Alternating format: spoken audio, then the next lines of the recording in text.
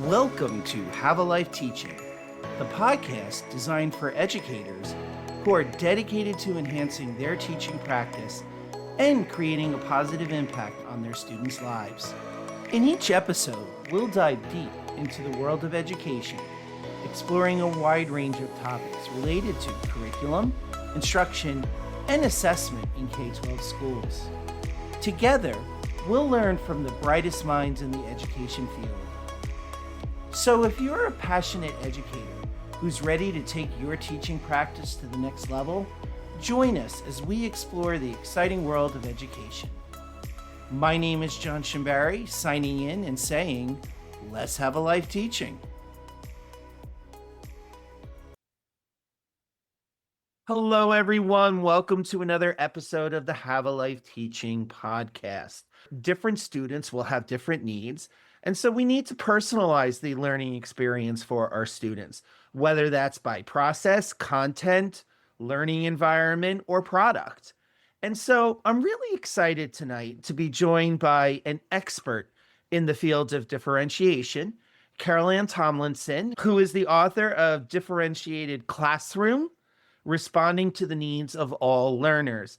And tonight we're really going to talk about what exactly differentiation is, what it isn't, and how it's even changing in this new world we find ourselves in terms of AI and post-COVID. So Carol, thank you so much for joining us today. My pleasure.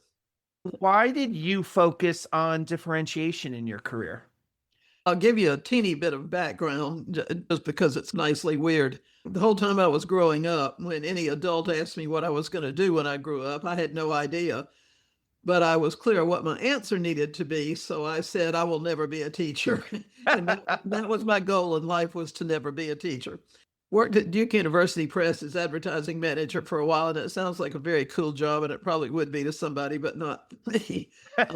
And out of desperation one day, and this really lets you know how desperate I was, I looked in the newspaper at lunch and found a want ad for a teacher in a tiny little school district about an hour and a half away. And I went there and was interviewed. The person who interviewed me did not tell me what his title was.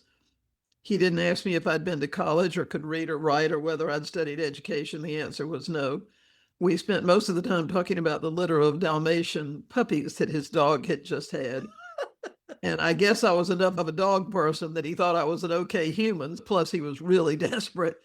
So he said to me, you might want to find the school this weekend. It's a little hard to find. I took that as a job offer because that was what there was. It was the end of the first marking period, and I did spend the whole weekend figuring out how to get there and back. When I got to school really early that morning, went to the office to speak to the principal. He wasn't there. The secretary came. I asked her if she could take me to where he was, and she laughed. So I went to the teacher's lounge and sat down and listened to those teachers. And truly, I kept thinking, this is staged. These people can't be talking about the kids that are in this little teeny country school. It sounded like Blackboard Jungle, which you're not familiar with probably, but I was. Oh, I know what you're talking about. So principal still didn't come. Teacher's lounge evacuated. Nobody ever said, hello, who are you? Can you help you? Why are you in this room? So I went back to the office, asked the secretary for the principal again. She laughed again, and finally went to get the assistant principal who taught first period. So he came running down the hall because he didn't think it was smart to leave his class, probably a good idea. And he said to me, so you're it, huh? And he looked me up and down and started down the hall, and I assumed I should follow him, so I did. And I got to the last door on a long corridor with him, and he knocked on the door, and a man that at the time I thought looked very elderly, quite a lot younger than I am now. And he said to the guy, Mr. Melton, this is your replacement, you're fired. That was my first day of teaching. And I was incredibly shy, not really wanting to be in the foreground of much of anything. But the guy was really angry, and I couldn't blame him. He wanted to go home, but he was in a carpool, and it wasn't his car, so he couldn't get home, and he had to wait there till 4 o'clock. So he said to me, if they think you can do a better job with these kids than I can, go ahead and try. Let me see what you can do. And I found enough voice to say I was promised that I'd be able to observe for a day before I started teaching. So I think I'll go sit in the back of the room and just watch. So he sat in the front and watched, and I sat in the back and watched. The major pursuits of the kids that day were crawling out of the window so they could get out on the ground and do stuff, and then they'd come back in when it got hot. Several of them thought they could set the freestanding bulletin boards on fire in the front of the room, and they thought that would be fun. And I sat there all day with a loop. The thing I could think all day was, I don't need a job this badly, but I did need it that badly. So I hung on. And one of the things that I don't know, I think all of us bring to teaching some strengths that we may not even know we have until we start teaching. But for some strange reason, I was just fascinated by the idea that there were a room full of people that I might have some impact on. And so from the beginning, I started with a sense of real pleasure and excitement about being there and really loving what we were doing in that group. I learned more that year than I have in the whole rest of my lifetime, but I saw the differences in kids. But exactly as you were saying, I thought my job was to do what all my teachers had done and get up and tell them stuff and talk with them and give them tests and grade the tests and send home report cards. I did have the sense that if I didn't do something that was meaningful to them, we were going to be snookered. The first day that I was with them, I did a really silly lesson with the 10th graders who were social studies students of mine. The other periods were English. And I brought a crossword puzzle for us to fill out. And it wasn't a particularly meaningful crossword puzzle for either English or history. But my goal was to get us to work together as a team and start something and see who could help out and where we could go. The kids, as it turns out, had never seen a crossword puzzle. The first one across was our country abbreviation. And I discovered several things during number one across, which meant we never got too far. One was they really had no idea of what the name of our country was. The name of the country we live in, or what you call this whole big place that we live in. First person says Sanford, and that was the place I had the job interview the day before. And I said, that's a city, and it's bigger than where we are now, but it's not as big as the whole country. They got that it was the United States of America, but then they're looking at those three little holes on the crossword puzzle. And I discovered that they didn't know what an abbreviation was. And they certainly didn't know the abbreviation for abbreviation that was on that crossword puzzle. So we didn't go very far. But what I think I took away from that year was a great appreciation for kids and some real conviction that probably was in my stomach from that first day of observing that something in here has to work for them, because if it doesn't, they're going to find a window. That year, I learned much about myself and about lack of justice in society. It was the first year of mandated racial integration in that area, and saw injustices that I had never been prepared for. But that was about it, just the big picture of teaching. I started opening and directing a child development center in Arlington, Virginia. Very different setting than Lemon Springs and very different age group. Wonderful experience. Again, little guys are great teachers of big guys. They teach us stuff. My third real job was also interesting because for a long time when I told people what I was not going to do, I also added, if I ever did teach, which I won't, I will never be a middle school teacher. That was because I hated that period in my own life so much that I didn't want many years of that misery. The third job was in a middle school, and I stayed there for 20 years. And that's where I was born to be. I'm hearing that in your first year of teaching, you saw that one size fits all is not equitable. It sounds like you learned that very quickly. At what point did you start thinking, I need to change up the way I teach and how I teach for different groups of students? At what point did your thought around differentiation come in? It didn't that year, John. My big aha that year was I can't just teach them stuff to memorize out of a book that some of them can't read. And I want them to see a bigger world than they're accustomed to. Here, I was a stranger teaching in that school. Most of them had never seen a person that wasn't in their community in the classroom. A big step for that year was find some way to teach them what they need to know in a context that they'll care about. And that for me has stayed all this time. And it's a huge concern for me now because we are not teaching kids things that matter to them in most places. And what we teach does not connect with their lives. And we're losing them there because if curriculum doesn't inspire you to learn, you don't learn very much or very well or don't want to keep doing it. But my first year in middle school was the epiphany.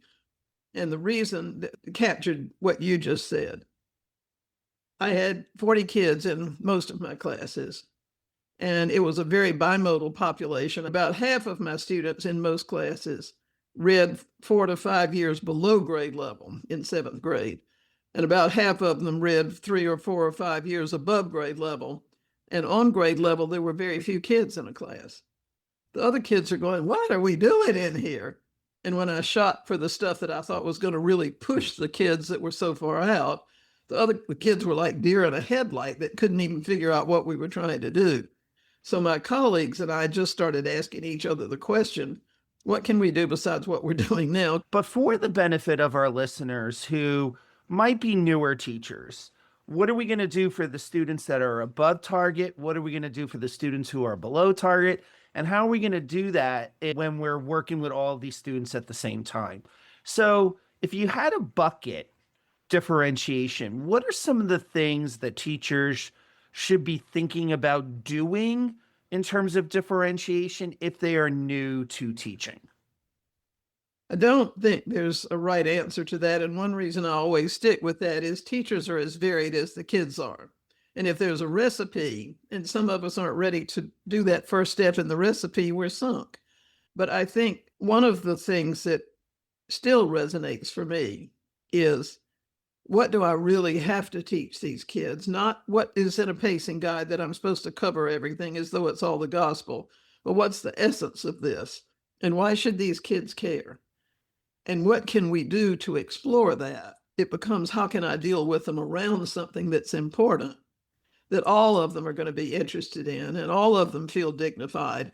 And then how can we do different things in different ways? How can they have choices about things? So it's, for me, not how do I segregate the kids and now I'm going to work with these guys and then I'm going to work with these guys, but how can we have something wonderful that all of us are trying to work with? And then you have some choices about where to go or what to do or how to do it, or I can meet with different people at different times, but not the high learners and the low learners, because as soon as the kids see those labels, The learning goal is the learning goal, right? For all your students that you have in the class. Like you said, hopefully the learning is real world relevant. It's something that they're interested in. Now, that's the constant for everyone. But yeah, you were saying something there, Carol, that I thought was very interesting. It was, again, not segregating, but doing different things with different students to get them to understand that learning, to get engaged and interested in that learning. What are some things teachers might want to consider doing for different types of students? I think you can always give kids any number of choices.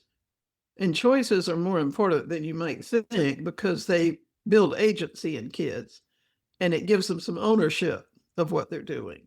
So, for example, you might say, this is what we're going to be talking about for the next couple of weeks. And here are 3 or 4 books that I think you might enjoy related to this. Take a look at them, see what you think, choose the one you want to work with. And in my head, then kids will pick something that's relevant to their experience, their culture, their reading level, sometimes maybe just what their friends reading, but if their friends reading it and they want to badly enough, they'll get through it. So choice really helps. You can have kids work together in a whole lot of ways. But I'm going to give you a paragraph that somebody wrote. And based on what we've been talking about, I want you to decide as a group, what are the 3 best things that paragraph represents? What are 2 things that aren't quite on track? And what 2 suggestions would you give the person to improve it? And by the time a group has made that group decision, everybody's had a voice. And there are kids in there now who are clear on what they need to do because of that working together. Or a learning menu where you say select 1 from here and 2 from here and 3 from here, and they've got choices there. There are 1,000 things that you can do. One of the ethics you teach is every person in this class has something to teach every other kid in the class. And we're going to come out better and smarter if we listen to see what that is. A whole lot of ways to get them to work together and hear other opinions and feel ownership in what they're doing. And I'm glad that you mentioned the buzzards and the wombats because, that's clearly, like we were talking about, Carol, not what we want to do. It's not about segregation. It's about everyone learning the concepts we want them to learn, but learning them in slightly different ways, ways that are going to engage them. What are some other myths about differentiation that you still find yourself answering when you speak with educators?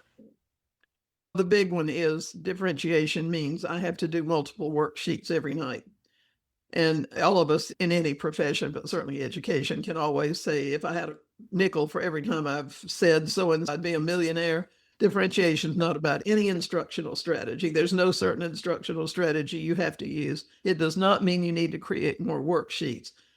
In my opinion, the world has way too many worksheets now, and creating more variables of that is not going to improve the big picture of learning for kids.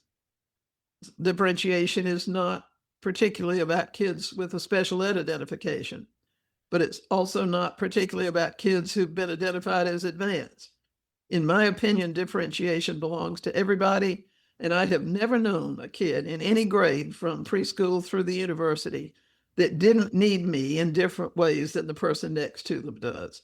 So those are some of the things that are still alive and well out there that recur often. Even I, in my coaching, will find myself saying, folks, it's not 30 different lesson plans. That's not even feasible. My colleague and I were hired to teach reading, didn't have any clue how to do that.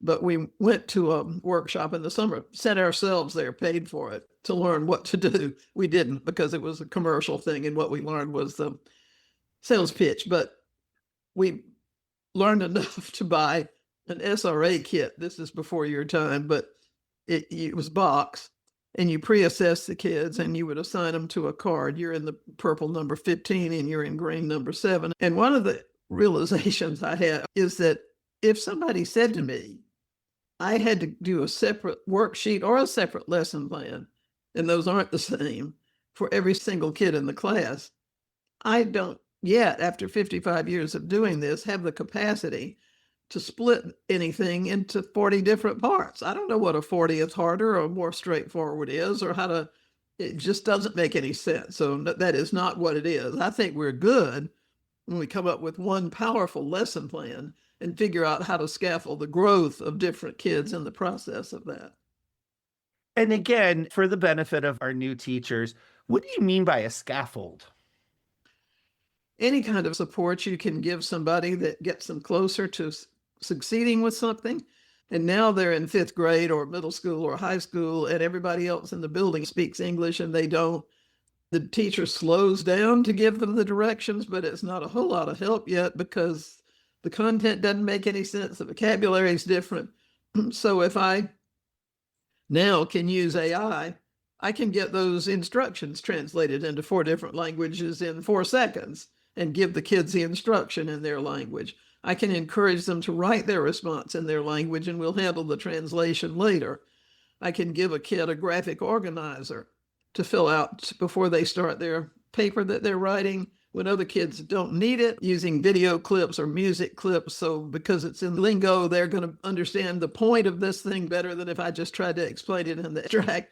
Any support, assistance that you can give a kid that makes it a little more likely that they can achieve something is scaffolding. And if you're really giving your class something which challenges everybody, your most advanced students are going to need scaffolding every bit as much as the others that are having trouble do. And that's a new experience for us as teachers and for those kids. But yet it's still the same goal to learn, let's just say, about adaptations of frogs. I think there probably are times when you end up needing as a teacher to say, you know, what I'm asking this kid to do today is just simply a waste of her time. She doesn't yet have the knowledge from previous 3 years to even approach this yet. So I'm going to do this to begin introducing in a sequence of learning something that's 2 or 3 years back that eventually will get her to this place. John Hattie is very clear in pointing out that differentiation means creating multiple pathways, multiple timetables, and multiple support systems for kids to reach those goals that you're talking about that are common. Now, you were saying something before, and I'm wondering if this is what you mean by the changing face of differentiation. When we were talking about AI and how AI makes, Carol, is that one of the changes in the world of differentiation, or How do you see pedagogy around differentiation changing? AI, I'd say, is the great unknown in my lifetime and probably yours and lots of other people's. Apparently is going to be totally revolutionary. We're not quite there yet, but you can see some of the aspects coming down the pike at you.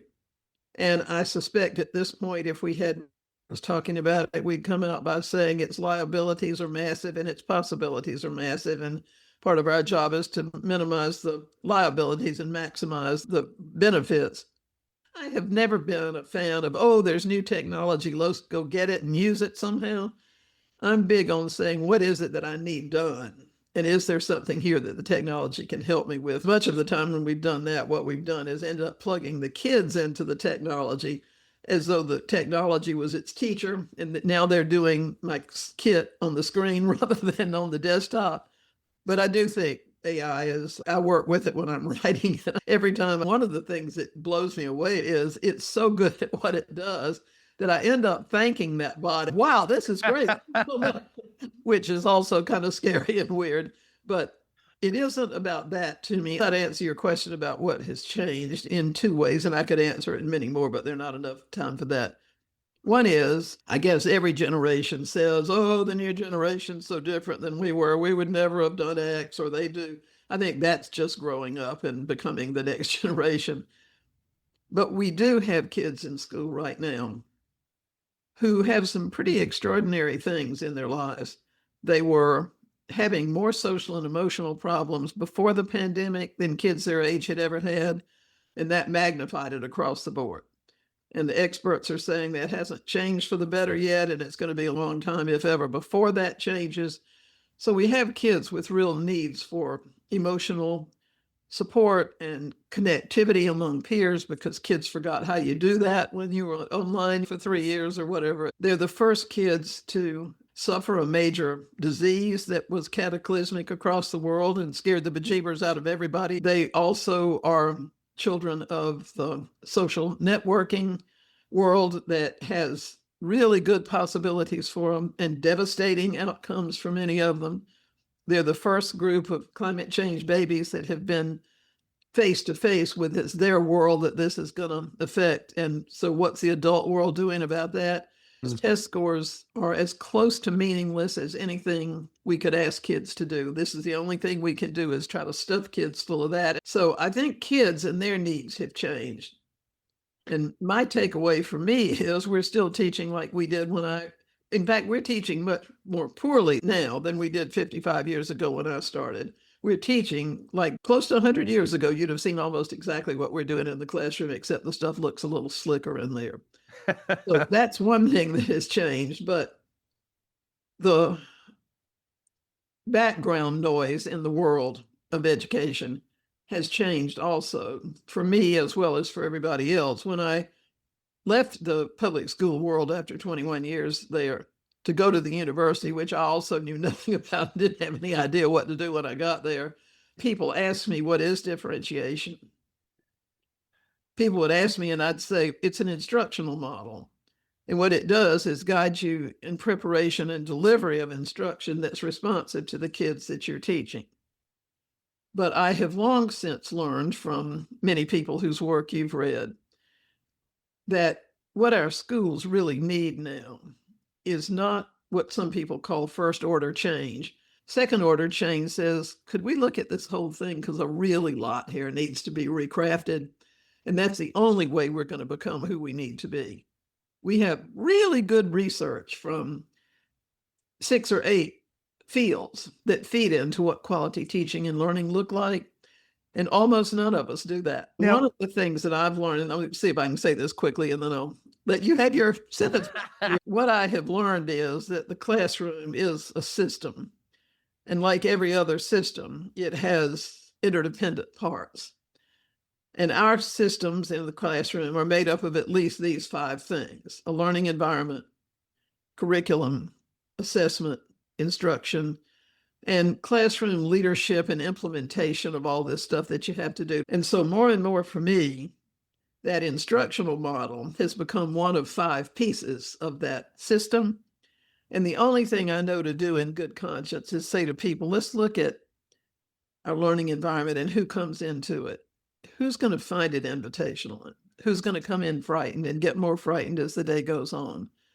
And if they don't feel like they belong and they don't feel safe, you got any evidence that they learn what kind of curriculum helps them get big-eyed at the world, the problems and the possibilities and what they can do to change that as opposed to preparing for a test? How do we use assessment to mentor kids rather than only judge them so that they're better prepared when judgment day comes? What do we do when we teach kids to make them the worker bees and have them moving around and making decisions and applying what they're learning and having discussions about why this does or doesn't work? And how do we work with kids in a team to create a classroom that's both flexible and orderly? So for me now, that's what differentiation is, trying to understand best practice in all five of those elements. And it's a very different thing than where I started. It's come together as a model. And I think that to me is one of the more exciting things. That's the place I have to be able to sleep well at night, not to keep saying, if you just do this activity, give them a learning contract and you too can differentiate instruction. It's such a small thing. So that for me is a big issue and it marks a big change. In addition to that, when I first started off with differentiation publicly, I didn't have much doubt that it worked. I'd had plenty of evidence in our classes. If you'll give this a try, I think you'll find it might help. But I was about the only person saying that. And for a long time, there was a gifted ed thing doesn't want to have anything to do with differentiation because they think it's going to take away their pull-out programs, and special ed doesn't want to have anything to do with it because their approaches and strategies are different, and general ed doesn't want to have anything to do with it because general ed doesn't need differentiation. They've got the whole curriculum. And now there isn't a field in education where you don't find people writing and saying, because of who we are and what we're needing today for our kids, differentiation has to be a part of it for everybody, and it has to have this richness surrounding it. One, you were talking about differentiation being one lever in a five lever system of systemic second order change. And you were also just talking about that the needs of our children are changing based on the world that they find themselves in. Of those levers, which ones do you think we need to really focus on to meet the social emotional needs of our students today? I think it's very important for any of us as human beings to know that we can't reinvent the world tomorrow. Right. I think we're wrong if we leave teachers with the impression that you have to do all these things next Monday because otherwise the world is going to implode. But I do think we at least need to understand what those things are and to understand that one impacts all the others. For me, the most important thing for a teacher, I don't think there's anything more important than watching kids and taking notes and asking them good questions and watching for who is easy to work with other kids and things go well and who pulls apart from them and which kids nobody wants to work with and which kids get too frustrated for their own good, and observing all those things. Once you see that, you can't unsee it.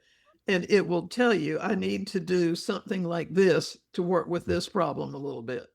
That to me is the first big thing. And another thing related directly to that, which research is telling us clearly now, is the most important element in the classroom. If a student doesn't feel safe there, if they don't feel seen and heard and valued and appreciated, if they don't feel both challenged and supported, the chances are pretty good that they're going to pull back from learning. We need many things, but two big ones are teacher-student trust. In other words, does the student trust me as trustworthy? Do they believe they can count on me to have their back? And can I work with them so that they learn to trust each other and know that they're part of a team that will also have their back? That's foundational. And once you get some of that stuff going, you don't feel quite so scared of asking them to do something other than just sit and listen, because you kind of have the sense that they can work together and that they're a little bit excited. Look at some of what we're trying to teach. I think if we can't break away from you're going to come here for 180 days to prepare for a standardized test, 95% of which you're likely to forget if you didn't already know all of it. So I think it's important for us not to reinvent everything, but to say, how can I abstract critical learning goals and have kids work with those learning goals in a context that's more exciting and keep those goals in the forefront. Make kids understand that's what you do to succeed with this wonderful thing we're doing. I think you can take steps in all of those. It's crazy to say we really need to differentiate, but I can't do formative assessment because I don't have time. If we don't know what we're trying to differentiate or for whom. Deciding what makes best sense to you, starting there, taking small steps and asking yourself, okay, now what's another small step I can take in which one of these areas? Exactly. Those principles, you can make some choices that way.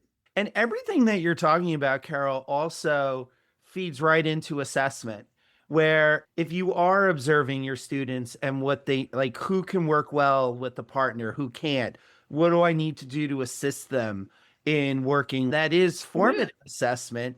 Yeah. And it is going to help give our students what they need in today's world. And because I've already heard you talk several times about moving away or a need to move away from just standardized tests.